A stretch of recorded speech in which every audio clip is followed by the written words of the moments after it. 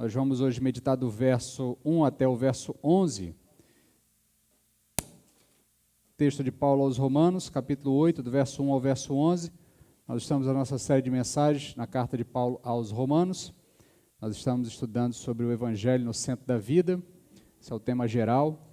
E agora em específico, na noite de hoje, nós veremos a nova vida no Espírito Santo. Eu vou ler o texto e depois eu vou entrar na parte introdutória da mensagem. A gente vai fazer novamente aquele resumão, que é sempre necessário a fim de a gente conseguir unir os pontos de cada trecho dessa sequência de raciocínio do apóstolo Paulo, para que a gente possa compreender passo a passo o que ele está querendo falar conosco a cada verso da carta. Então, o texto de Romanos, capítulo 8, do verso 1 ao verso 11, diz o seguinte: portanto, agora já não há condenação alguma para os que estão em Cristo Jesus, porque a lei do Espírito da vida em Cristo Jesus te livrou da lei do pecado e da morte, pois o que para a lei era impossível, visto que se achava fraca por causa da carne, Deus o fez na carne, condenando o pecado e enviando o seu próprio Filho em semelhança de carne do pecado e como sacrifício pelo pecado, para que a justa exigência da lei se cumprisse em nós, que não andamos segundo a carne, mas segundo o Espírito. Os que vivem segundo a carne pensam nas coisas da carne, mas os que vivem segundo o Espírito nas coisas do Espírito. Pois a mentalidade da carne é morte, mas a mentalidade do Espírito é vida e paz. A mentalidade da carne é inimiga de Deus, pois não está sujeita à lei de Deus, nem pode estar. Os que vivem na carne não podem agradar a Deus. Vós, porém, não estáis sob domínio da carne, mas do Espírito, se é que o Espírito de Deus habita em vós. Mas se alguém não tem o Espírito de Cristo, não pertence a Cristo. Se Cristo está em vós, embora o vosso corpo seja mortal, por causa do pecado, o Espírito é vida por causa da justiça. E se o Espírito daquele que ressuscitou Jesus dentre os mortos habita em vós, aquele que ressuscitou Cristo Jesus dentre os mortos há de dar vida também aos vossos corpos mortais, pelo seu Espírito que em vós habita. Que Deus aplique aos nossos corações a sua palavra. Então, fazendo uma recapitulação aqui, para que você entenda, nós encerramos o capítulo 7 na semana passada, e aí, para que você tenha aqui uma visão geral da carta rapidamente, a gente lembra que a carta vai seguindo uma sequência de raciocínio, o apóstolo está apresentando o Evangelho, e nessa apresentação do Evangelho, ele vai apresentando o Evangelho por etapas, pelas fases em que esta mensagem vai sendo revelada da parte de Deus para nós. Então, do capítulo 1 até o capítulo 4, ele vai focar ali na justiça de Deus e na justificação necessária diante da realidade do pecado. Esse pecado que é revelado, essa realidade do pecado que é revelada no Evangelho. Do capítulo 5 até o 8, ele vai falar dos efeitos dessa justificação. Nós estamos encerrando aqui essa fase dos efeitos dessa justificação que é aplicada àqueles que, pela fé, reconhecem a sua condição e reconhecem quem Jesus Cristo é diante desta realidade. Então, no capítulo 5, ele falou da paz e da superioridade, da paz com Deus e da superioridade da nova realidade em comparação à realidade antiga. Ele vai fazer esse comparativo entre duas realidades, uma realidade que é focada na existência antes do advento de Cristo entrar na sua vida, ou do Evangelho chegar na sua vida. Isso ele vai chamar de reino da morte, reino do pecado, vai chamar de domínio da carne em alguns momentos da carta. Então, todas essas referências são a uma realidade antes de Jesus entrar na sua vida. E aí ele vai fazer esse comparativo entre a realidade antiga e a nova realidade em Cristo Jesus. Ele vai comparar isso. Inclusive, ele usa lá no capítulo 5 e no capítulo 6 também essas referências, um reino da graça, um reino do pecado, uma realidade capitaneada na pessoa de Adão, uma realidade capitaneada na pessoa de Cristo, e a partir daí ele vai fazendo esses paralelos, esses comparativos.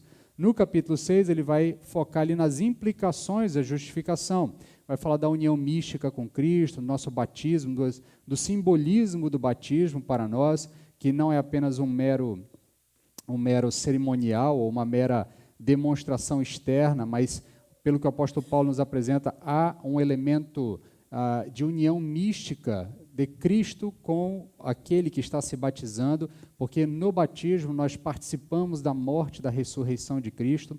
A gente debateu um pouco sobre isso e em outros momentos mais apropriados, especialmente em escola bíblica, a gente pode adentrar em discussões mais profundas sobre o tema, mas o fato é que o texto, apóstolo Paulo faz esse paralelo. Ele diz que nós fomos unidos a Cristo no batismo, tá? E no batismo nós morremos e no batismo nós ressuscitamos. Assim como Cristo morreu e ressuscitou, a sorte de Cristo é a nossa sorte. Ele morre e ressuscita. Nós também experimentamos isso de uma maneira mística. E lembrando sempre aos irmãos, toda vez que eu falo místico, eu não estou aqui me referindo a algum tipo de esoterismo. Eu estou falando de misticismo no sentido de algo que é complexo para nós, algo que é desconhecido, algo que é além das nossas capacidades de compreensão. Então, há uma união mística da igreja com Cristo nesse ato do batismo, assim como também há outros elementos ao longo do Evangelho, ao longo das cartas, que nos são apresentados nessas categorias, né, de algo que não é muito fácil de compreender. Mas então ele vai falar dessas implicações da justificação, do batismo, da nossa morte, da ressurreição, e vai então nos dizer que esta união, esse transportar por intermédio desse ato da conversão, batismo e esse processo todo, nos vai tirar de uma realidade anterior e nos levar a uma nova realidade, a realidade da luz, a realidade de Cristo, a realidade da salvação, a realidade do novo. Tá? Então, são aplicações que o apóstolo Paulo vai fazer ao longo do capítulo 6. No capítulo 7, ele volta a focar, e agora de uma maneira bem mais extensa, sobre a questão do debate da lei e da implicação da lei. Lembra que eu já falei para os irmãos que ele está escrevendo para um público diverso. Nesse público ele tem judeus, ele tem gentios, ele tem pessoas que eram gentias e se converteram ao judaísmo. Ele tem ali uma gama de pessoas que cada uma delas tem algum tipo de impressão daquilo que está sendo dito para eles a partir do que o apóstolo Paulo está representando, então está apresentando. Então o apóstolo Paulo vai tentando fechar as arestas, explicar algumas questões, e ele foca bastante no caso dos judeus, na questão dos judeus, porque de fato há uma diferença nas relações aqui. Tá? Por exemplo, ele vai dizer em algum momento, lá nos primeiros capítulos, ele vai dizer, ora, há vantagem em ser judeu. Embora ele diga que o fato de ser judeu não leva ninguém à salvação, não garante a salvação, mas ele vai dizer, há alguma vantagem em ser judeu. Qual é essa vantagem? A lei foi dada primeiro a ele, as alianças iniciais são dadas aos judeus, então há de fato vamos dizer assim, um privilégio em ser judeu, porque essas informações chegaram primeiro a eles. E essas informações chegando primeiro a eles, deram a eles um tempo maior de relação com essa informação. Contudo, o que o apóstolo Paulo vai dizer ao longo da carta, e depois a gente vai ver isso com mais calma nos próximos capítulos, é que, em algum sentido, os judeus acabaram descansando nessa primeira fase da revelação. E se esqueceram que essa revelação deveria se desenvolver em uma outra direção. E nesse processo de descansar nessa primeira fase da revelação, eles acabaram não compreendendo a revelação por completo. E aí ele então vai explicar qual é o papel da lei nesse processo da salvação. E aí a gente investiu alguns domingos debatendo sobre a questão da lei, no capítulo 7, e basicamente o que ele deixa claro é que a lei não é a chave para a justificação. A chave para a justificação é a obra de Jesus Cristo, é a pessoa de Jesus, é o que ele faz na cruz e como isso é aplicado a nós. A lei também não é a chave para fazer a vontade de Deus, mas a lei revela a vontade de Deus. A lei é boa, ele vai deixar bem claro isso. Contudo, a gente vai ver com mais calma ao longo da mensagem de hoje, essa lei ela está, por certo sentido, sequestrada, capturada por essa realidade da queda. Nessa realidade da queda, nós não temos capacidade para cumprir a lei do Senhor. A gente vai ver com mais calma ao longo dos textos da mensagem de hoje. Então, ele vai dizer que a gente precisa se livrar da lei, porque a carne não consegue cumprir a lei. Esse é um outro tipo de paralelo que ele vai usar, carne e espírito, especialmente nesse capítulo agora. Então, mesmo que essa lei seja boa, perfeita, nós não conseguimos cumprir, e os efeitos que ela se pretendia dar, o que a lei pretendia dar, que era vida e salvação, ou melhor, vida e experiência real com Deus, para uma realidade caída, uma realidade em pecado, esta realidade, esses benefícios não conseguem chegar até nós. O que chega até nós é aquilo que a lei aplica para aqueles que desobedecem à lei, a condenação e a morte.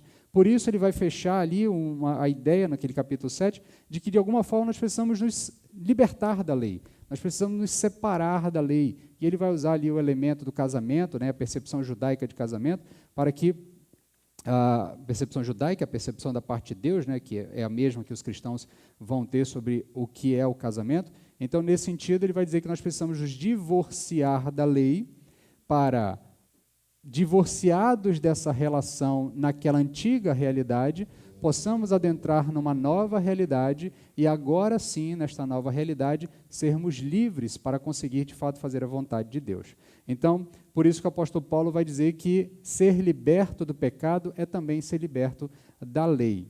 Então, se a lei não é a solução para fazermos a vontade de Deus, que é o que ele finaliza no capítulo 7, nós não vamos conseguir fazer a vontade de Deus por intermédio da lei, qual é a solução? Como é que nós vamos conseguir fazer a vontade de Deus? Porque a lei é boa, a vontade de Deus é boa, a vontade de Deus é boa, perfeita e agradável, e ela está expressa na lei, ela está materializada na lei. Tá? Então, de alguma forma, nós temos que ter um meio para chegar a cumprir a lei, e cumprir a lei fazendo a vontade de Deus e fazendo a boa vontade de Deus. Como é que nós chegamos lá? A resposta está no capítulo 8. O Espírito Santo é essa ferramenta, o Espírito Santo é essa chave. O Espírito Santo é o meio pelo qual nós vamos conseguir, nesta nova realidade, cumprir a lei do Senhor e fazer, enfim, a vontade de Deus e agradar a Deus. Então, compreendido isso, tá? A gente precisa entender que esse é o foco do apóstolo agora neste capítulo. Tá? E ainda que de maneira bem preambular, para que a gente possa ter uma visão bem ampla e, ao mesmo tempo, deixar amarradinho ali os caminhos pelos quais nós já passamos e aonde seguiremos, para onde seguiremos nos próximos capítulos, nos próximos versos, né? A gente precisa entender que o apóstolo Paulo, ali no capítulo 6, ele fala que nós fomos livres do pecado, livres da lei, né? Ele vai fazer paralelo no capítulo 6, nós fomos livres do pecado, no capítulo 7, nós fomos livres da lei. Tá? E no final dessa primeira sessão, do capítulo 7, do verso 1 até o verso 6, ele vai fazer duas declarações juntando essas informações. Então, no capítulo 5, ele diz o seguinte, verso 5 do capítulo 7, ele vai dizer o seguinte: pois quando estávamos na carne, as paixões dos pecados suscitados pela lei operavam em nossos membros para frutificar para a morte. E no verso 6 ele faz uma nova afirmação, dizendo: mas agora fomos libertos da lei, tendo morrido para aquilo que estávamos presos, para servir na novidade do Espírito e não na velhice da lei. Ele introduz ali a pessoa do Espírito Santo, ou a participação do Espírito Santo nesse processo, e aí o capítulo 7, no restante do capítulo 7, ele vai voltar a tratar da questão da lei, aí tem aquela discussão que nós tivemos sobre os eus que estão apresentados ali, e aí essas duas afirmações que ele fala, ele vai explicar ao longo dos versos. Tá? Então, do capítulo 7, do verso 7 até o verso 25, ele explica o que ele fala no verso 5. Então, pois, quando nós estávamos na carne, as paixões do pecado, suscitadas pela lei, operavam em nossos membros para frutificar para a morte. Ele discorre, ele desenvolve essa afirmação entre os versos 7 e o verso 25 do capítulo 7. E aí, no capítulo 8, do verso 1 ao verso 11, ele vai desenvolver essa nova afirmação que está no verso 6, o verso seguinte. Isso é muito comum no escrito do apóstolo Paulo. Ele faz uma afirmação, se você ler com atenção, você vai perceber que a gente tem a sensação, às vezes, de que ele está indo e voltando aos mesmos temas. Por quê? Isso é comum, ele faz uma afirmação, alguns versos depois ele discorre sobre essa afirmação, ele desenvolve esse entendimento, ele explica isso com mais detalhes, ele aprofunda aquilo que às vezes ele aglutinou em uma frase ou em um texto mais objetivo. Né? Então, do capítulo 8, do verso 1 ao 11, ele vai discorrer o verso 6 do capítulo 7. Mas agora fomos libertos da lei, tendo morrido para aquilo que estávamos presos, para servir na novidade de espírito e não na velhice da letra. De início, pode até parecer estranho esse jeito do apóstolo Paulo escrever, mas depois que você pega a linha de raciocínio dele, você começa a perceber isso com mais facilidade. À medida que você vai lendo, você diz, isso aqui ele falou lá atrás de uma maneira mais condensada, agora ele está desenvolvendo com um pouco mais de tempo, com um pouco mais de espaço. Então, a gente começa a perceber essas nuances da escrita do apóstolo Paulo. Então, de uma maneira bem objetiva, o capítulo 8, que nós vamos agora iniciar o estudo dele, as exposições a partir desse capítulo, ele vai tratar do seguinte: do verso 1 até o verso 11, o tema geral é a novidade da vida no Espírito, ou a novidade do Espírito, que é o que ele vai dizer ali no verso 6, né? Para vivermos na novidade, para servir na novidade do Espírito, lá no 6 do capítulo 7. Então, do verso 1 até o verso 11, ele começa a desenvolver essa novidade da vida no Espírito, tá? E aí ele vai fazer algumas declarações ali nos versos, especialmente no verso 10 e no verso 11, que ele vai trabalhar de novo, de maneira mais profunda nos capítulos e nos versos anteriores. Lá no verso 10 ele vai falar o que o Espírito faz hoje, aí ele depois vai desenvolver isso melhor do verso 12 até o verso 17, e depois, no verso 11, ele diz o que o Espírito fará no futuro, vai falar especialmente da ressurreição, e ele desenvolve melhor isso entre os versos 18 e o verso 30 do mesmo capítulo. E aí ele vai finalizar o capítulo, lá do verso 31 ao verso 39, com um cântico de vitória, um cântico especial diante de toda essa beleza do que Deus realiza na vida daquele que está nesta nova realidade. Então, entendido isso, tá, a gente entendendo essas divisões do texto e essa forma que o apóstolo Paulo trabalha, a gente vai focar hoje do verso 1 até o verso 11, mas nós vamos dar uma atenção profunda até o verso 9, e do verso 10 ao verso 11 a gente vai de novo usar essa mesma mecânica do apóstolo nas próximas mensagens, desenvolver isso com mais tranquilidade em uma mensagem inteira, tanto o verso 10 quanto o verso 11, embora eles estejam embutidos aqui dentro de tudo que o apóstolo Paulo quer nos dizer. Então, entendido isso, entendido essa apresentação panorâmica do que a gente já viu até agora e do que a gente verá nos próximos capítulos, nos próximos momentos de mensagens, a gente começa olhando para o texto e tentando entender o que é a nova vida no Espírito. Ele vai tratar isso do verso 1 até o verso 4. Portanto, agora já não há condenação alguma para os que estão em Cristo Jesus, porque a lei do Espírito da vida, em Cristo Jesus, te livrou da lei do pecado e da morte.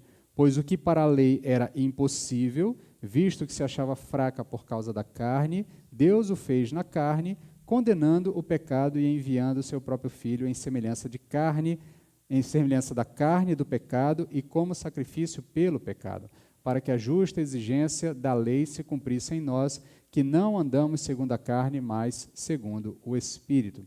Então, esse primeiro verso aqui, o verso 1, portanto, agora já não há condenação alguma para os que estão em Cristo Jesus, que nós inclusive cantamos ao longo da ordem do culto.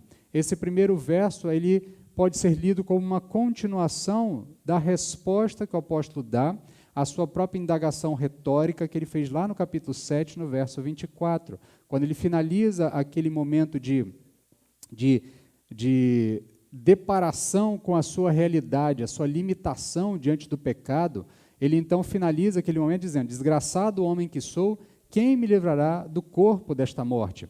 Essa resposta começa no verso seguinte, dizendo: graças a Deus por Jesus Cristo nosso Senhor, e ela pode ser juntada com esse próprio verso aqui, o verso 1 do capítulo 8, e ser completada para dar uma resposta mais completa, dizendo, então, graças a Deus por Jesus Cristo nosso Senhor, pois agora nenhuma condenação há para aqueles que estão em Cristo Jesus.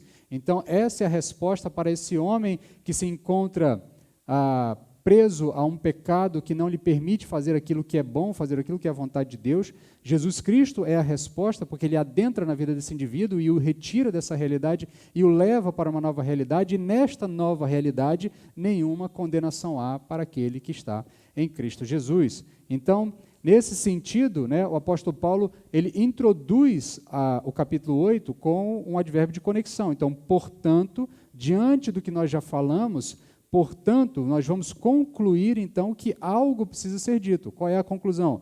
Nenhuma condenação há para aquele que está em Cristo Jesus. Então, nesse sentido, aquele conflito que era forte ali no capítulo 7, nos últimos versos do capítulo 7, o bem que eu quero fazer, esse eu não faço, o mal que eu não quero fazer, esse eu faço, dentro de mim habita o desejo de fazer a vontade de Deus, porque o meu eu interior ama a lei, mas eu não consigo desenvolver isso, eu não consigo praticar isso, eu não consigo fazer aquilo que a lei me demanda fazer, porque o pecado me escraviza, o pecado me leva a fazer, e o pecado atua nos meus membros, e ele vai fazendo toda aquela esquizofrenia de um homem que está em conflito interno, porque sabe do bem, deseja o bem, mas não consegue fazer o bem, porque algo mais forte do que ele o prende.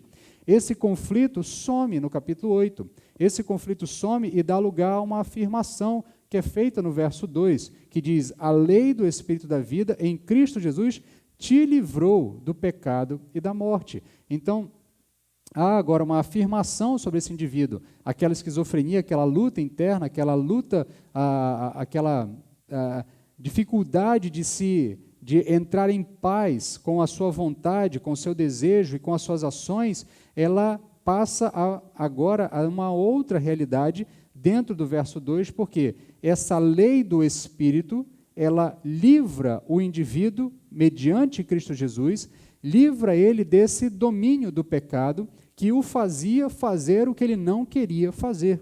Então, a vida do cristão é essa nova vida no Espírito, é a vida de liberdade do pecado e da morte. Por isso é que não há mais condenação para aqueles que estão em Cristo Jesus. Aqui há uma mudança de perspectiva. Há uma mudança de perspectiva do interlocutor, daquele que está escrevendo o texto. E essa mudança ela é expressa na mudança da pessoa verbal. Ele passou a falar, antes ele falava do eu, tudo era eu, miserável homem que sou, o eu que habita em mim, e essas questões todas que são muito fortes ali no capítulo 7, e agora ele muda, é do eu para o tu.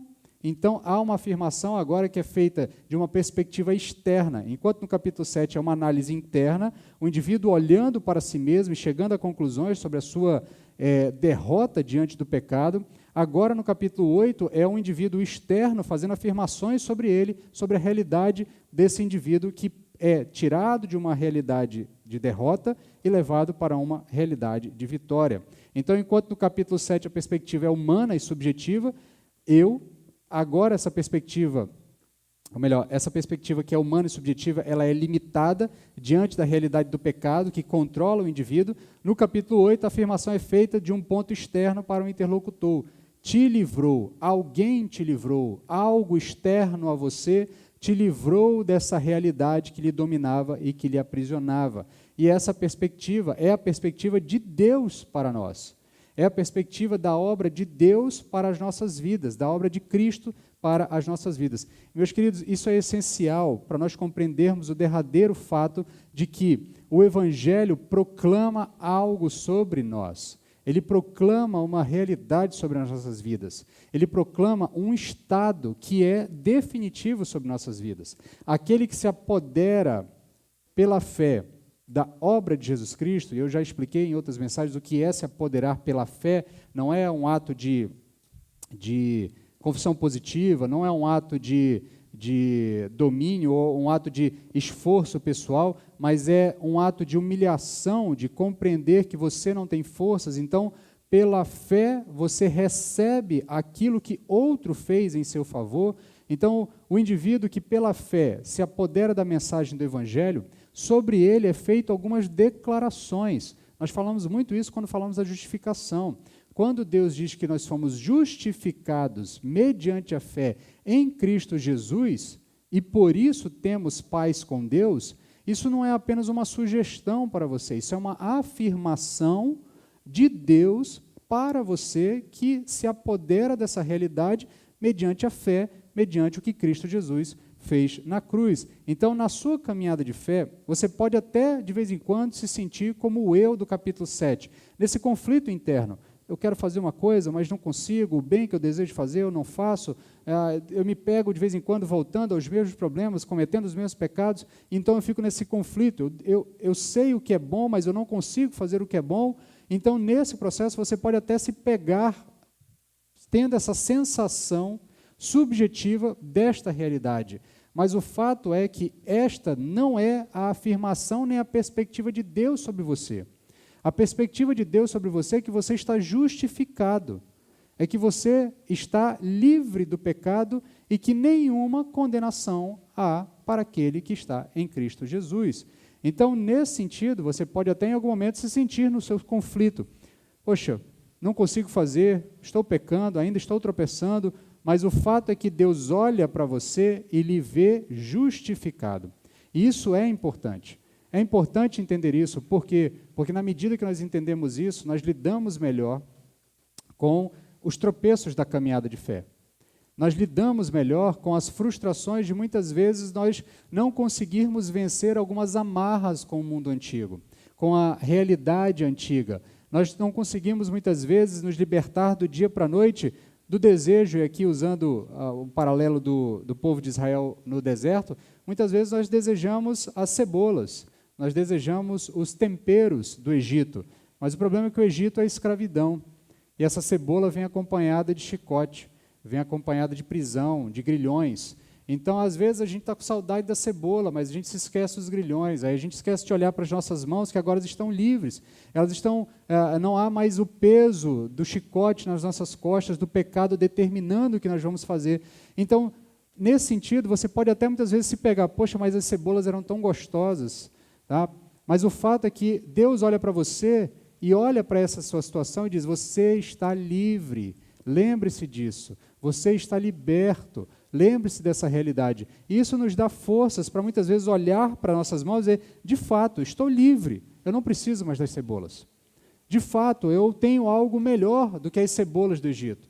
Eu tenho algo que é muito mais útil do que os temperos do tempo de escravidão. Então, respondendo à primeira pergunta, a pergunta com a qual eu abri esse tópico da mensagem, respondendo a essa primeira pergunta, a vida nova no Espírito é a vida de liberdade do pecado e morte, pois já não há mais condenação para aquele que está em Cristo Jesus. O apóstolo também vai usar uma outra expressão, ele vai falar de lei do pecado e da morte. Então, o que seria essa lei do pecado e da morte? Ainda que hajam outras interpretações, e elas possam ser compreensíveis, tá? O certo é que em toda a carta, tá, o apóstolo Paulo vai usar a expressão lei, sempre tendo em mente a lei mosaica e uma percepção da lei genérica, uma percepção da lei geral, que depois vai ser materializada na lei mosaica, ou que a lei mosaica é a materialização dessa lei genérica. Tá?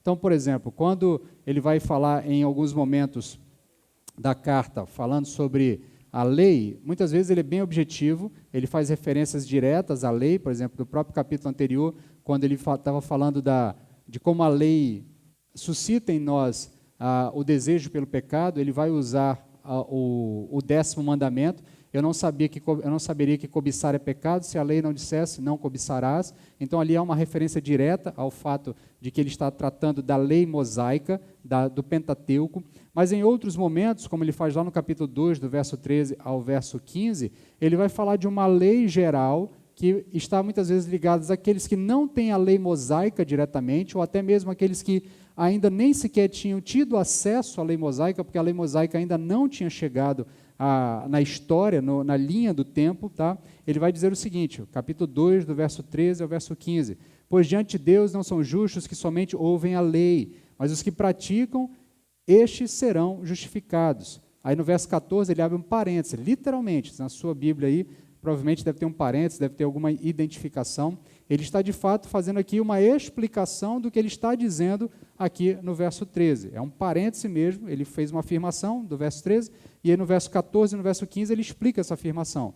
Porque quando os gentios que não têm a lei praticam as coisas da lei por natureza, é que ele está dizendo, na sua natureza, no seu jeito de ser, eles praticam as coisas da lei, embora não tenham a lei, tornam-se lei para si mesmos, demonstrando que a lei exige, que o que a lei exige está escrito no coração deles, tendo ainda o testemunho de sua consciência e dos seus pensamentos, que ora os acusam, ora os defendem. Então, para o apóstolo Paulo, ao longo da carta, ele vai tratar da lei de maneira objetiva, em alguns momentos ele vai tratar dessa lei genérica, uma lei geral que existe para todos os homens, para todas as mulheres, para todos os seres humanos em toda a história, que é um reflexo da vontade de Deus que está impressa na imago Dei, que ainda existe dentro de nós, na imagem de Deus que ainda habita em nós, e nós de vez em quando refletimos essa lei nas nossas ações. E quando nós refletimos essa lei nas nossas ações, o que nós estamos dizendo é que a lei do Senhor é boa, e isso torna lei, isso se transforma em lei para nós. A gente explicou isso lá quando nos debruçamos sobre o capítulo 2, lá no início da série de mensagens. Então, nesse sentido, o apóstolo vai fazer essa dupla referência para a lei. E nesse sentido de dupla referência, ele vai tratar em alguns momentos da lei como lei do pecado, tá? Porque para o apóstolo Paulo, a lei, nesta realidade caída, ela só tem a força de aflorar o pecado em nós. É o que ela consegue fazer, não porque ela seja ruim, não porque esse seja o intuito da lei, não porque essa seja a vontade de Deus de nos fazer pecar, mas porque a nossa natureza caída, nesta realidade, não consegue fazer aquilo que a lei determina para nós. Então, por isso, a lei está enfraquecida pela carne, como ele diz lá nos primeiros versos que nós lemos nesse próprio capítulo 8. Então, ainda que muitas vezes isso possa parecer até estranho, né, de fazer essa associação de que a lei de Deus está associada com a lei do pecado, tá? Possa até parecer um tanto quanto herético, o apóstolo Paulo afirma algo muito semelhante no capítulo 7, verso 5. Pois quando ainda estávamos na carne, as paixões do pecado, suscitados pela lei, operavam em nossos membros para frutificar para a morte. Então, ele diz que a lei conseguia realizar em nós esse estímulo, esse afloramento da nossa pecaminosidade. A partir do momento em que a lei cria regras e diz não faça isso, não faça aquilo, não pode fazer isso, não pode fazer aquilo, o nosso desejo pecaminoso ia lá e buscava fazer exatamente o contrário, e nesse processo a gente então era aflorado para o pecado. Então, ainda que Paulo considere a lei em si boa e perfeita, a lei não existe apenas em si mesma, a lei não existe como algo, uma entidade autônoma. Ela opera em uma realidade caída, e nessa realidade caída, ela está presa, ela está sequestrada, ela está impedida de fazer o que ela desejava fazer. É o que ele fala nos primeiros versos, ela está enfraquecida. Ela não tem a força necessária para nos fazer a vontade de Deus. Nessa realidade caída, a lei não consegue produzir bons frutos na gente. Pelo contrário, ela opera pela nossa natureza deflagradora, suscitando em nós paixões e pecados. Então é como se a lei tivesse sequestrada, tivesse presa por uma força que impede ela de fazer aquilo que ela deseja fazer ou que ela foi proposta para fazer. Essa lei que pretendia produzir vida, agora produz morte nas nossas vidas. Verso 7, capítulo 7, verso 10 e verso 11.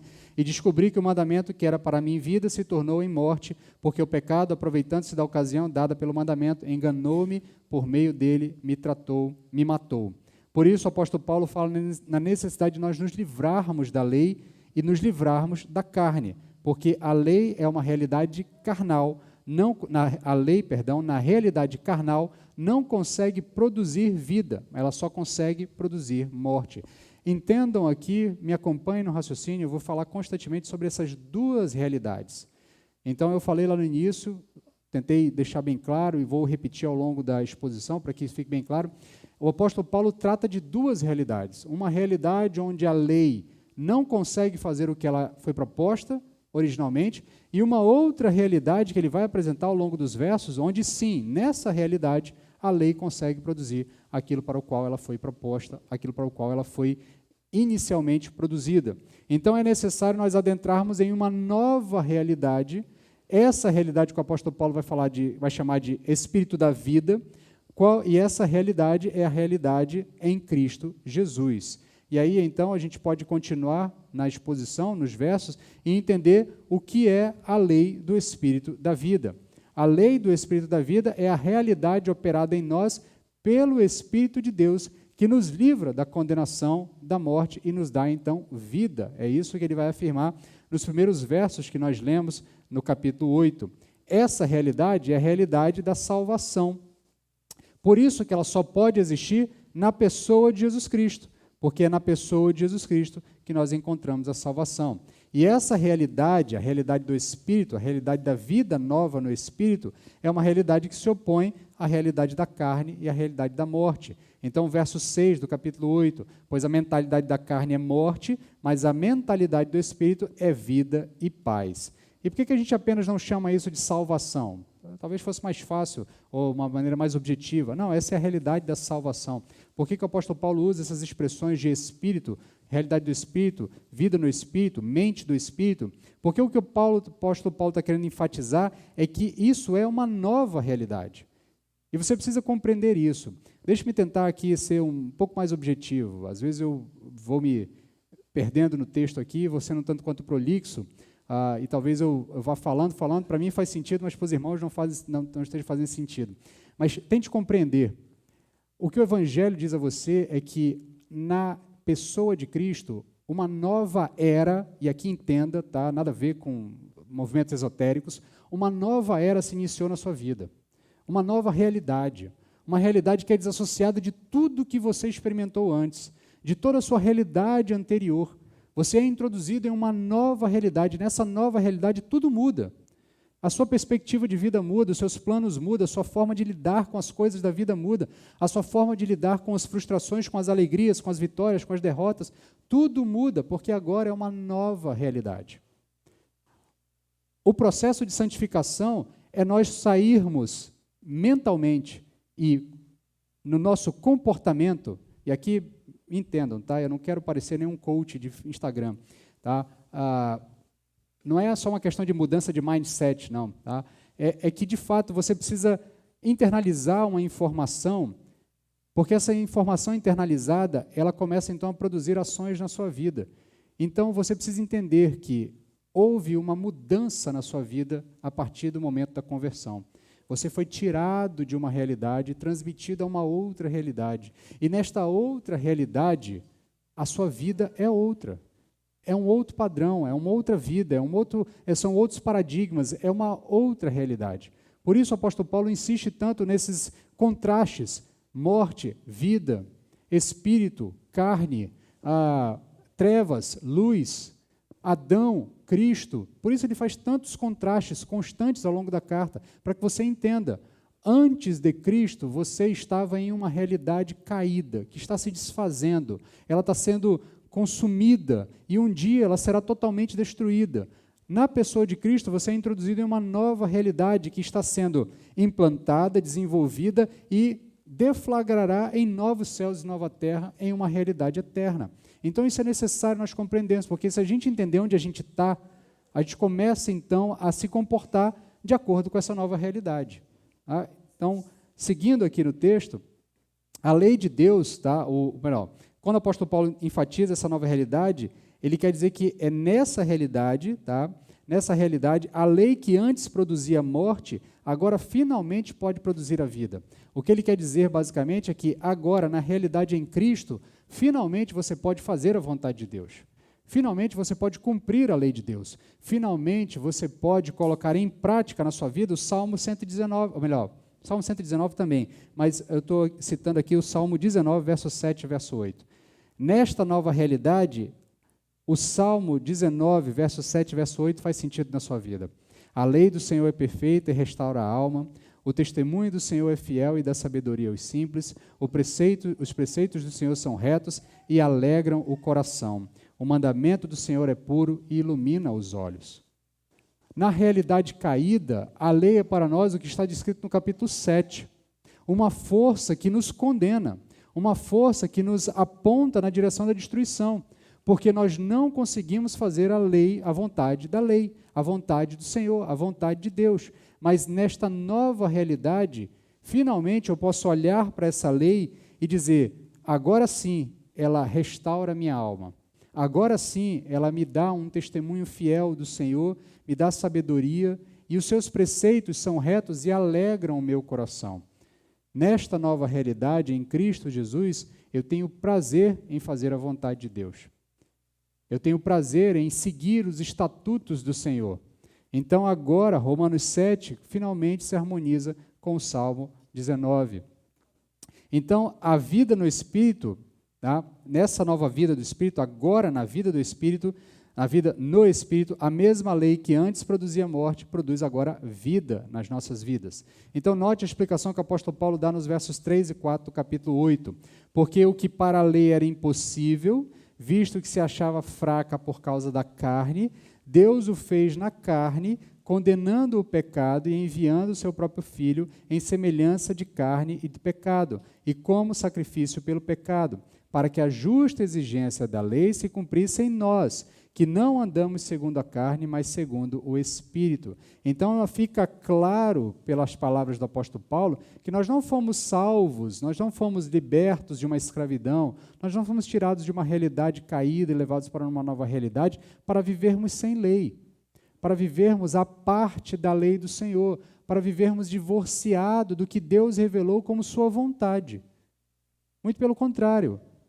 É porque nós não conseguimos fazer isso na carne, a lei não conseguia nos fazer isso na carne, Deus então introduziu-se na nossa história em carne e a semelhança de carne fez o que era necessário para que agora, na carne, mas não mais tolhidos pela carne, mas sim guiados pelo Espírito, nós finalmente consigamos fazer a vontade de Deus. Então, nesse sentido, o apóstolo Paulo vai querer deixar claro que agora, nós finalmente conseguimos cumprir a justa exigência da lei em nossas vidas. Na nossa nova vida no Espírito, nós temos capacidade para fazer a vontade de Deus. É o que eu sempre tenho repetido aos irmãos aqui em outros momentos. Agora, em Cristo Jesus, você pode não pecar. Agora, em Cristo Jesus, você pode ter uma vida que agrada ao Senhor. Uma vida que não é mais ditada pelos seus desejos de autossatisfação, pela sua própria vontade. Não há mais um elemento externo a você que lhe força a fazer aquilo que, muitas vezes, você até sabe que é errado, mas faz. Porque o pecado lhe dominava, mas agora o pecado não mais lhe domina. Logo, você está livre para finalmente fazer aquilo que é agradável ao Senhor.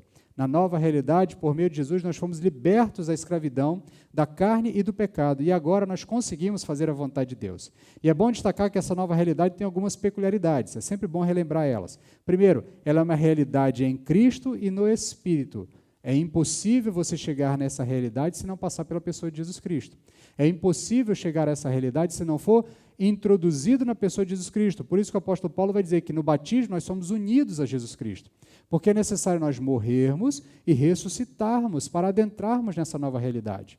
Tá? Ainda que nós façamos isso de uma maneira metafórica, e aí mais para o final da mensagem a gente vai fazer um link com as coisas futuras, ainda que a gente faça de uma maneira metafórica, adentrando as águas batismais e saindo delas, ainda que aparentemente nada tenha mudado nas nossas vidas, o fato é que nós cremos que pelo Espírito nós adentramos a uma nova realidade ao passarmos por essa experiência, ao passarmos por esse momento, por essa realidade. Então nós saímos daquela realidade onde o pecado nos condenava e somos levados então a uma realidade de liberdade, a uma realidade onde nós conseguimos fazer a vontade de Deus. E nessa nova realidade, a lei do Espírito é que impera.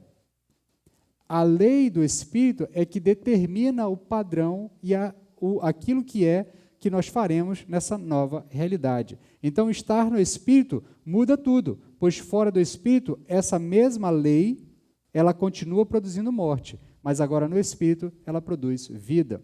E não se trata aqui de um esforço humano, de um mérito pessoal, mas se trata de estar em uma determinada condição, que me permite experimentar os efeitos positivos da lei de Deus. Que condição é essa? É estar no Espírito. Estando no Espírito, você está em Cristo. Estando em Cristo, você está nessa nova realidade. E você finalmente experimenta o que de fato é a boa e perfeita vontade de Deus. A boa, perfeita e agradável vontade de Deus.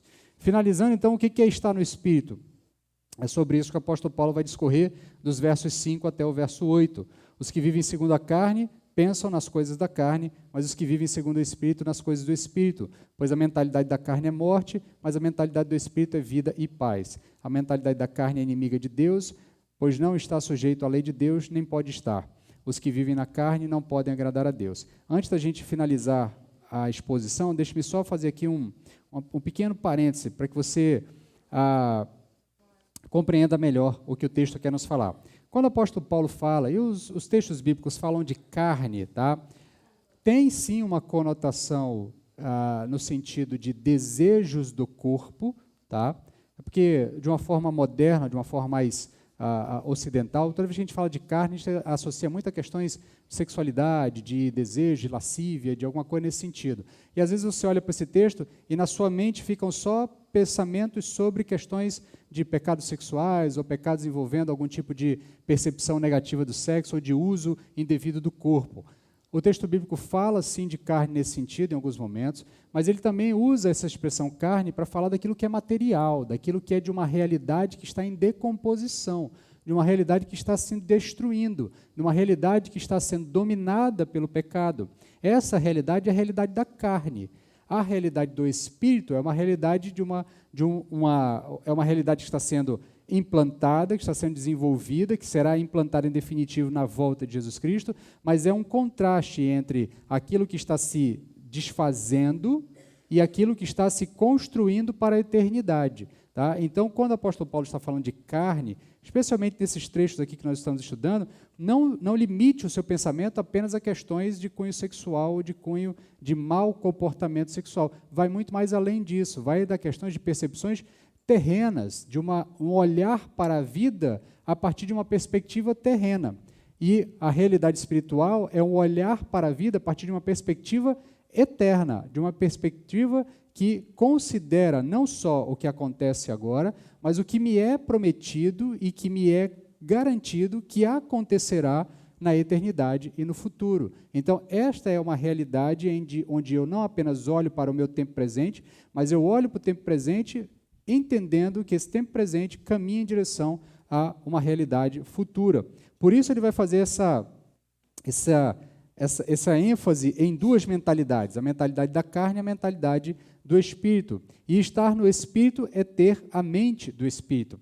Então, nesse sentido aqui, quando o apóstolo Paulo escreve, ao meu ver, ao que eu entendo do texto, que dá para compreender do texto, me parece que ele está trazendo à memória aqui o que o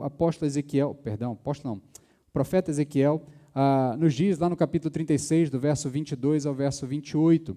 Então, Deus, falando por intermédio do profeta, diz o seguinte: portanto, diz a casa de Israel, assim diz o Senhor Deus, ó casa de Israel, não é por tua causa que faço isso, mas por causa do meu santo nome, que tendes profanado entre as nações por onde fostes. Eu santificarei o meu grande nome, que me foi profanado entre as nações, o qual profanastes por meio delas, e as nações saberão que eu sou o Senhor, quando eu for santificado diante delas, diz o Senhor Deus. Pois vos tirarei dentre as nações, e vos reunirei em todos os países, e vos trarei para a vossa terra. Então aspergirei água pura sobre vós, e aqui os batistas se tremem todos, né? Porque aspergirei, né? Aí o pessoal entra na guerra, é imersão, aspersão, mas então aspergirei água pura sobre vós, e ficareis purificados. E eu vos purificarei de todas as vossas impurezas e de todos os vossos ídolos. Também vos darei um coração novo e porei um espírito novo dentro de vós. Tirarei de vós o coração de pedra e vos darei um coração de carne. Também porei o meu espírito dentro de vós e fareis que andeis os meus estatutos e obedecereis aos meus mandamentos e os praticareis. Então habitareis na terra que eu dei a vossos pais e serei o meu povo e eu serei o vosso Deus. Parece também bastante com o que o profeta Jeremias diz no capítulo 31, verso 31 até 34. Dias virão, diz o Senhor, em que farei uma nova aliança com a casa de Israel e com a casa de Judá, e ela não será como a aliança que fiz com os seus pais, quando os peguei pela mão para tirá-los do Egito, pois eles quebraram minha aliança, mesmo sendo eu o Senhor deles, diz o Senhor. Mas esta aliança que farei com a casa de Israel, depois daqueles dias, diz o Senhor, porei a minha lei na sua mente e escreverei no seu coração, e eu serei o seu Deus, e eles serão o meu povo. E não ensinarão mais cada um ao seu próximo, nem cada um dirá ao seu irmão, dizendo, conhecei o Senhor, porque todos me conhecerão, do mais pobre ao mais rico, diz o Senhor, porque perdoarei as suas maldades e não me lembrarei mais dos seus pecados. Então, essa realidade do Espírito tem a ver com esse processo de que Deus está adentrando na história, mudando a nossa realidade, tirando de nós essa realidade de queda, essa realidade de condenação, colocando-nos numa realidade de salvação, numa realidade de mudança de percepção e fazendo operações espirituais nas nossas vidas, tirando de nós um coração de pedra, colocando um coração de carne, tirando de nós um espírito que odeia fazer a lei, mas colocando a sua lei em nossos corações, e nós então finalmente temos desejo, vontade e prazer em fazer a vontade de Deus. Então, é apenas através dessa ação de Deus em nossas vidas que nós podemos entrar nessa condição, que é a condição de ter a mente do Espírito, a condição de estar no Espírito. E é isso que o apóstolo Paulo fala nos versos 3 e 4 da carta aos Romanos, do capítulo 8. Deus entra na história e viabiliza o meio para que agora, transformada a nossa realidade, no Espírito nós consigamos finalmente fazer a vontade de Deus. Verso 4 do capítulo 8, a justa exigência da lei se cumprisse em nós, que não andamos segundo a carne, mas segundo o Espírito. Então nós, agora que andamos segundo o Espírito, esses que passaram de uma realidade de destruição para uma realidade que está em plena construção, caminhando para novos céus e nova terra, este agora consegue fazer a vontade de Deus, ele consegue cumprir a justa exigência. Então, uma vez inseridos nessa realidade, tudo muda. E é essencial nós entendermos isso. É essencial entendermos essa diferença, pois a tônica toda do apóstolo Paulo, nesse capítulo, tem a ver com esse confronto dessas duas realidades, a realidade da carne e a realidade do Espírito. E ele vai fazer esse confronto, tá, aqui em tons de pensamento, tá, e em formas de encarar a vida. Quando ele está tratando de pensamento, ele está falando de formas de como a gente encara a vida. A carne encara a vida inclinada a fazer de si o centro de suas vontades, o centro dos seus próprios desejos. Por isso ela só produz morte. E é uma realidade narcisista, é uma realidade egoísta, é uma realidade bem representada na cultura do self, na cultura moderna do self, onde nós somos o centro das atenções. Eu acho sempre interessante essa cultura do produtor de conteúdo, de mídia digital, porque as pessoas, de repente, venceram barreiras que até tempos atrás eram tanto quanto estranhas, né? Então, você volta e meia vê pessoas em diversos lugares olhando para o celular, ela não está falando com ninguém, ela não está numa videochamada, ela não está numa ligação, ela está falando com ela mesma e imaginando que tem milhares de pessoas assistindo ali, a ponto dela interagir com essas pessoas, dizendo, dá o like, faz isso, faz aquilo outro, se inscreve no canal, essas coisas todas. Isso tudo é de um processo, de uma cultura egoísta, onde a gente produz algo que não necessariamente o mundo precisa, e boa parte do que é produzido é inútil, não tem nenhuma necessidade, mas nós temos a percepção de que sim, é necessário. Então eu vou gravar um vídeo, porque alguém pode estar precisando do que eu estou produzindo para essa pessoa. E aí a gente vive nessa bolha maluca de pessoas andando por aí com os celulares, olhando para o celular e vivendo num mundo totalmente alheio da realidade, onde, na verdade, às vezes as pessoas não sequer estão precisando do que está sendo produzido, mas tem sempre alguém achando que ele é importante para a história e precisa produzir aquele conteúdo para ajudar alguém. E quando a gente realmente está precisando de alguma coisa, a gente vai procurar na internet e não encontra, a gente só encontra porcaria, né? Mas o fato é que esta realidade, ela demonstra bem essa percepção de uma realidade caída, onde o que importa é aquilo que eu desejo, a minha vontade, aquilo que gira em torno de mim, aquilo que me agrada, aquilo que é importante para mim. É uma realidade narcisista, uma realidade egoísta. E nessa realidade o indivíduo só consegue fazer o bem, tá? Se ao fazer o bem, ele também se autossatisfazer em fazer aquele bem. Ele só consegue fazer aquilo que é minimamente agradável, se nesse processo ele também receber algo em troca. Ainda que seja olha só como ele é uma pessoa altruísta, como ele é uma pessoa boa, como ele é uma pessoa dada, né? Ele é desprendido das coisas, ele está sempre ajudando as outras pessoas. No fundo, a gente vive em um processo de autossatisfação. Essa realidade é a realidade da carne, onde o meu olhar está nesse tempo presente. O meu olhar está nessa realidade. O meu olhar está apenas e unicamente no que eu posso conquistar aqui, agora, e como eu posso me satisfazer aqui, agora. Nessa realidade não há espaço para fazer o bem alheio ao bem a outra pessoa sem alguma autossatisfação. Então, ao longo de toda a revelação do texto bíblico, toda vez que se fala de fazer a vontade de Deus, Sempre se está falando em uma relação centrífuga, algo que parte do centro em direção à parte de fora, e nunca em um processo centrípego, né, que é de fora para dentro, mas a gente acaba vivendo nesse processo. Eu quero fazer o bem, mas eu quero arrastar coisas para mim. E na palavra de Deus, o fazer o bem e o fazer a vontade de Deus está sempre em um processo de mim para fora. Então, olha só o texto: amarás o Senhor teu Deus de todo o teu coração e ao próximo como a ti mesmo. Não há mandamento para me amar.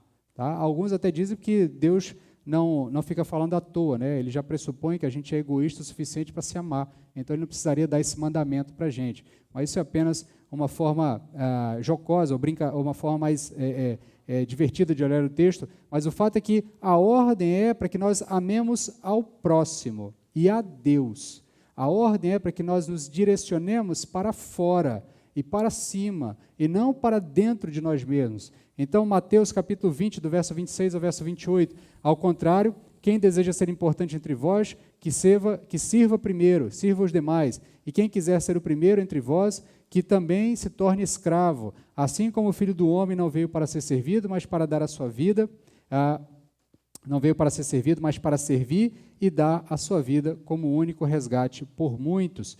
Então, essa é a percepção de fazer a vontade de Deus, é de dentro para fora, é olhando para fora em primeiro lugar, ao invés de olhar para dentro. E a mentalidade da carne não consegue conceber esse tipo de comportamento. A mentalidade da carne é o indivíduo que, sabendo que as suas ações poderão redundar em ofensa, em tristeza e morte, ainda assim mantém o padrão destrutivo de comportamento. É o indivíduo que está vendo que está caminhando num caminho que trilha para a morte, que trilha para a destruição, mas ele está tão apegado à sua autossatisfação que ele não consegue se libertar daquela realidade. E ele continua caminhando em direção à destruição.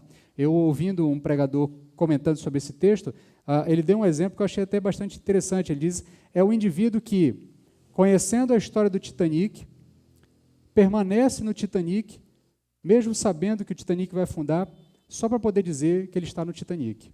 Entendeu? É só para ter a satisfação de dizer, estive naquele grande navio, ainda que eu saiba do destino dele, ainda que eu saiba onde isso vai redundar, ainda que eu saiba que ele vai afundar, ainda que eu saiba que o destino disso aqui é a destruição, eu prefiro ficar aqui porque há uma satisfação em dizer, andei no Titanic, estive no Titanic, fiz parte dessa realidade do Titanic. E muitos estão arraigados à realidade da carne assim. Ainda que saibam que a realidade da carne redunda em morte, em destruição e caminha para a destruição, há uma satisfação em permanecer nessa realidade. E nessa satisfação ele se agarra, ainda que saiba que isso vai dar em destruição. Por isso é que você não consegue agradar a Deus nessa realidade, você não consegue fazer a vontade de Deus. Agora, aqueles que têm a mente do Espírito, eles estão inclinados para as coisas do Espírito.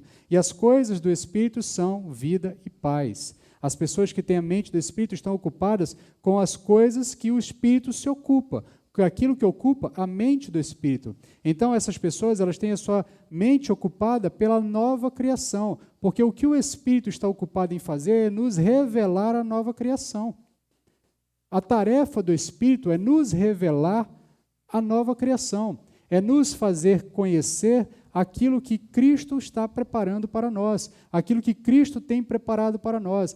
A tarefa do Espírito é nos fazer lembrar de tudo que Ele nos ensinou, e nesse processo de nos fazer lembrar de tudo que Ele nos ensinou, é estimular na nossa mente, no nosso coração, o desejo por estas coisas. Então, nesta realidade, nessa realidade, ela não é pautada pelo aqui e agora, nem pela materialidade temporal, ela é pautada pela eternidade.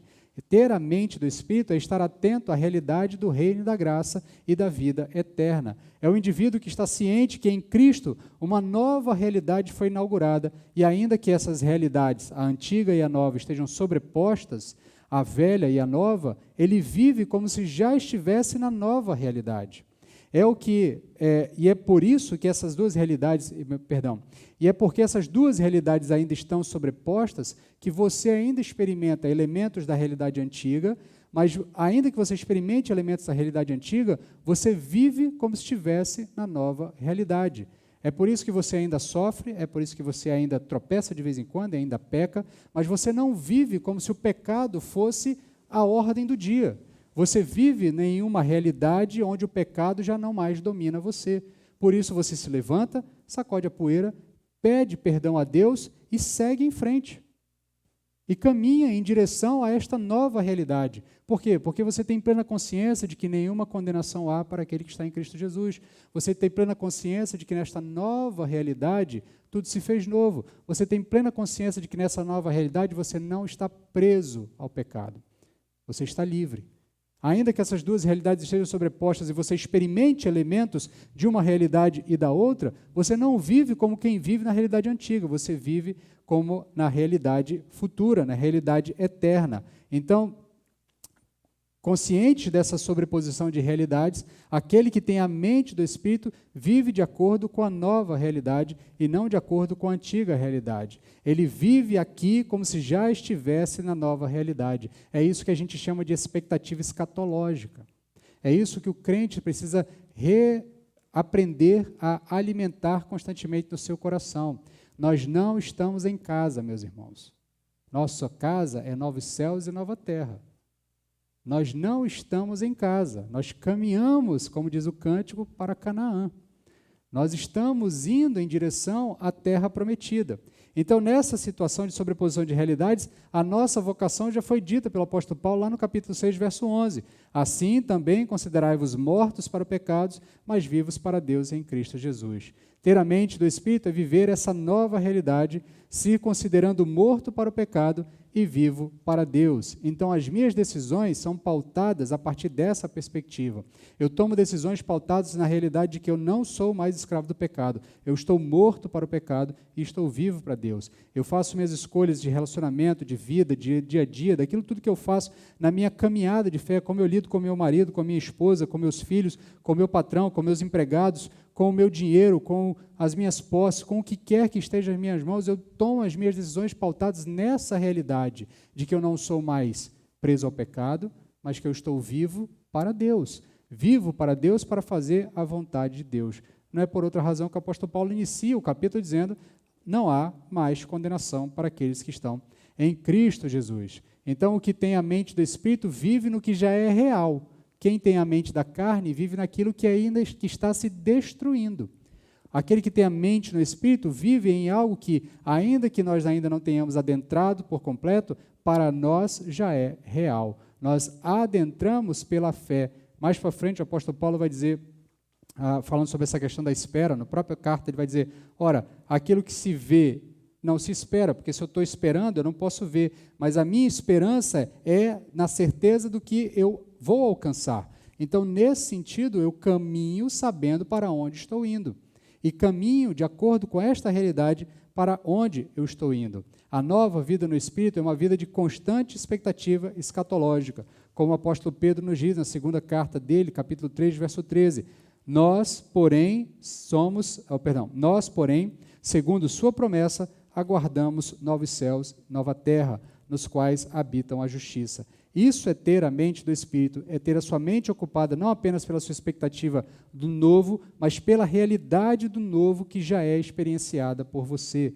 Ter a mente do Espírito é ter a capacidade de contemplar a realidade da nova criação que o Espírito traz a nós. Não é por outra razão que o apóstolo Paulo aos Efésios chama o Espírito Santo de penhor da salvação, penhor da eternidade, porque ele é a garantia de que esta realidade se concretizará em nossas vidas. Por isso ele nos foi dado como um penhor. É a garantia da parte de Deus de que esta realidade que nós estamos caminhando, nós já podemos viver como se estivéssemos nela, porque ela nos é garantida. Há um penhor conosco. Viver no Espírito significa viver nesta nova realidade. Viver no Espírito é ter a mente do Espírito, é ter plena convicção de que não são as coisas da realidade em decomposição que vão me assegurar a vitória final, mas não a minha posição social, meu casamento, minhas posses, minha carreira, minha capacidade intelectual, mas a plena contemplação de Cristo, da sua obra e a certeza de que essa obra é que vai me garantir chegar ao final com vitória. Diante da obra e da pessoa de Cristo, as coisas terrenas se tornam dispensáveis. E o apóstolo Paulo fala isso aos Filipenses, quando ele fala dos seus próprios méritos, daquilo que era mérito dele, que eram coisas que ele conquistou. Ele vai dizer, eu sou filho de judeu, hebreu de hebreu, sou da tribo de Benjamim, sou fariseu, fui circuncidado ao 8º dia, era zeloso da lei, quanto à lei sou fariseu, quanto à igreja persegui, fiz tudo o que era de mais zeloso nessa minha caminhada temporal, mas diante desta nova realidade que me foi apresentada pela obra de Cristo, eu considerei todas essas coisas como trapo de imundície. A melhor tradução, na verdade, eu considerei todas essas coisas como fezes, como esterco. Esta é a melhor tradução para o que o apóstolo Paulo quis dizer naquele momento. As nossas traduções, às vezes, tentam dar uma brandada ali, né, e falam de trapo de imundície, falam de algum tipo de coisa associada à sujeira. Mas o fato é que o que ele está querendo dizer é que essas coisas temporais, diante da realidade vindoura, que já nos foi apresentada pelo Espírito, já nos é garantida pelo Espírito, nada disso tem valor. Nada disso tem peso. Nada disso pode influenciar ou deveria influenciar a minha vida. Isso é ter a mente do Espírito, isso é o que nos liberta a nossa mente para nos levar a uma realidade da vida no Espírito. Isso é a nova vida no Espírito. Esse é o modo de vida que nós queremos aprender e praticar enquanto caminhamos para novos céus e nova terra, lugar onde habita a justiça. Isso que Deus deseja fazer na sua vida é lhe dar a mente do Espírito, introduzir na sua realidade esta realidade da salvação. Que Deus aplique aos nossos corações a sua palavra. Quero convidar você a baixar a sua cabeça para fazermos uma oração final.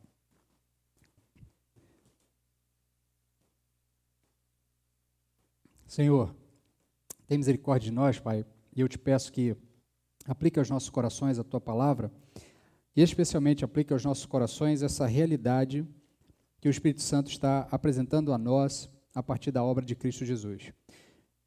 Que a partir da compreensão disso, nós possamos mudar os paradigmas da nossa percepção da vida.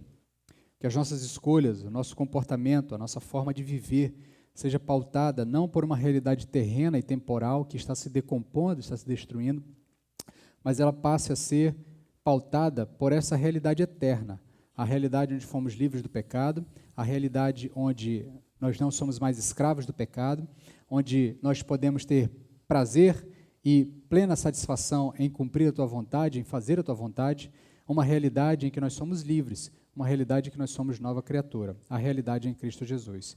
Tem misericórdia, Pai. Fala aos nossos corações. E se porventura houver entre nós alguém que ainda não tenha experimentado esta libertação que a tua palavra tem nos apresentado ao longo dos últimos domingos, que o teu Santo Espírito, que é aquele que pode convencer do pecado, da justiça e do juízo, aplique ao coração dessa pessoa esta informação, esta compreensão, e hoje mesmo ela possa experimentar essa libertação, sair de uma realidade de escravidão e adentrar a uma realidade de plena liberdade em Cristo Jesus. Tem misericórdia, Pai, fala conosco, é o que te pedimos, em nome de Jesus.